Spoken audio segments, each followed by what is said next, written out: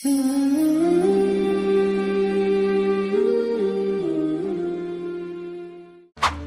যুগে প্রত্যেক জাতির জন্য আল্লাহ তাআলা একজন করে নবী ও রাসূল প্রেরণ করেছেন এবং তাদের সবাইকেই কোনো না কোনোভাবে পরীক্ষাও নিয়েছেন। যারা উত্তীর্ণ হয়েছেন তারা হয়েছে আল্লাহর আরও প্রিয় বান্দা ও নবী, আর যারা অবতীর্ণ হয়েছেন তাদের পেতে হয়েছে কিছু অপ্রত্যাশিত শাস্তিও। তেমনি একজন নবী ছিলেন হজরত ইউনূস আলাইহিস সালাম, যাকে আল্লাহ তাআলা শাস্তিস্বরূপ 40 দিন মাছের পেটে রেখেছিলেন। আজ আমরা জানব হজরত ইউনূস আলাইহিস সালামের সংক্ষিপ্ত জীবনী এবং মাছের পেটে থাকা সেই অলৌকিক ঘটনা। হজরত ইউনূস আলাইহিস সালাম একজন সম্মানিত নবী। পবিত্র কোরআনে একটি সূরা অবতীর্ণ হয়েছে তার নামে সূরা ইউনূস। এছাড়াও পবিত্র কোরআনে আরও 6টি সূরায় তার সম্পর্কে আলোচনা করা হয়েছে। পৃথিবীতে দুজন নবী মায়ের নামে পরিচিত হয়েছেন, একজন হজরত ঈসা ইবনে মারিয়ম, অন্যজন হজরত ইউনূস ইবনে মাত্তা। হজরত ইউনূস আলাইহিস সালামের মায়ের নাম মাত্তা, তাই মায়ের নামে তাকে ইউনূস ইবনে মাত্তা বলা হয়। কোরআন মাজিদে তাকে 3টি নামে উল্লেখ করা হয়েছে। মূল নাম ইউনূস, জুন্নুন ও সাহিবুল হুত। জুন্নুন ও সাহিবুল হুতের অর্থ মাছওয়ালা। মাছ সংশ্লিষ্ট ঘটনার দিকে ইঙ্গিত করে তাকে এই নামে উল্লেখ করা হয়। হজরত ইউনূস আলাইহিস সালামকে বর্তমান ইরাকের মুসুল নগরীর নিকটবর্তী নিনুয়া জনপদের নবী হিসেবে পাঠানো হয়েছিল। সূরা সাফফাতের 147 নম্বর আয়াতে এ সংক্রান্ত আলোচনা করা হয়েছে।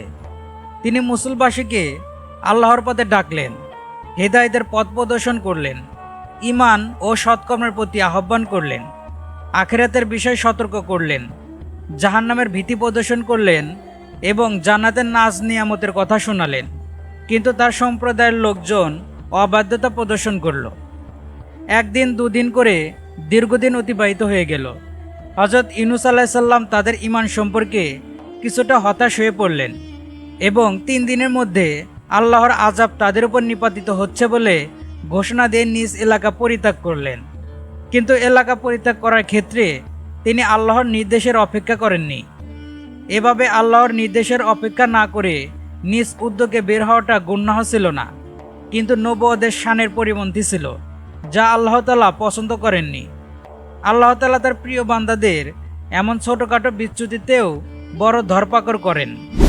হজরত ইউনূস আলাইহিস সালাম এলাকা পরিত্যাগ করার পর লোকজন উপলব্ধি করল যে এবার নিশ্চিত আল্লাহর আযাব চলে আসবে। তাই তারা সবাই মিলে আল্লাহর কাছে তওবা করল।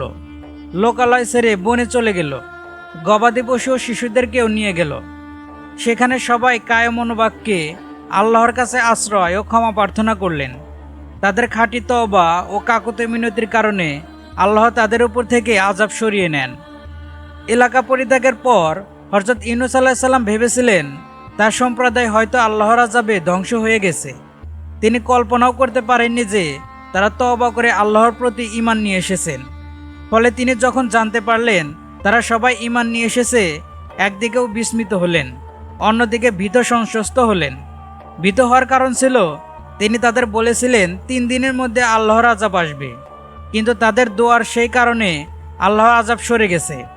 সুতরাং তারা তাকে মিথ্যাবাদী সাব্যস্ত করে হত্যা করতে পারে। তৎকালে মিথ্যা বলার শাস্তি ছিল হত্যা। এ শঙ্কায় তিনি স্বদেশে না ফিরে দূর দেশে হিজরতের ইচ্ছা করলেন।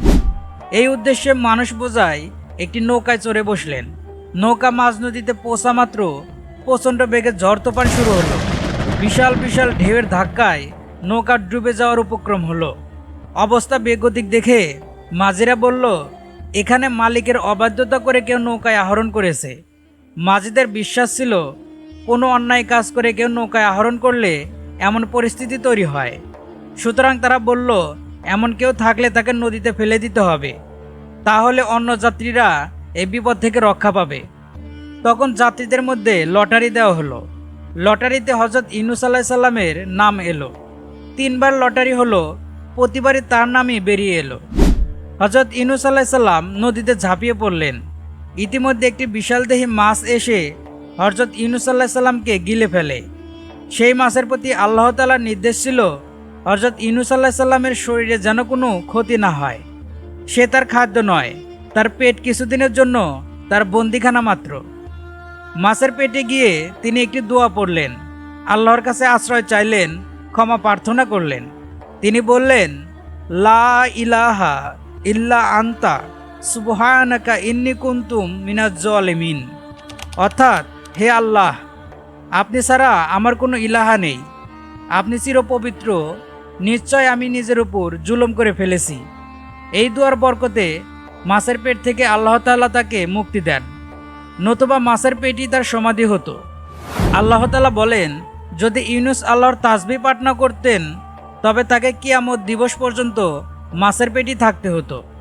কিছুদিন পর মাছ হযরত ইউনুস আলাইহিস সালামকে নদী তীরে উদ্দিগরণ করে দিল। আল্লাহ তাআলা সেখানে তার শারীরিক সুস্থতার জন্য লতা বিশিষ্ট বৃক্ষ উদ্গত করে দিলেন। আল্লাহ তাআলা বলেন, অতঃপর আমি তাকে এক বিস্তীর্ণ বিজন প্রান্তরে নিক্ষেপ করলাম। তখন তিনি ছিলেন রুগ্ন। আমি তার জন্য এক লতা বিশিষ্ট বৃক্ষ উদ্গত করলাম। হযরত ইউনুস আলাইহিস সালামের এই ঘটনা থেকে আমাদের শিক্ষণীয় বিষয় হলো, যে কোনো বিপদ আপদে আল্লাহর দিকে মনোনিবেশ করা আর তার আশ্রয় কামনা করা।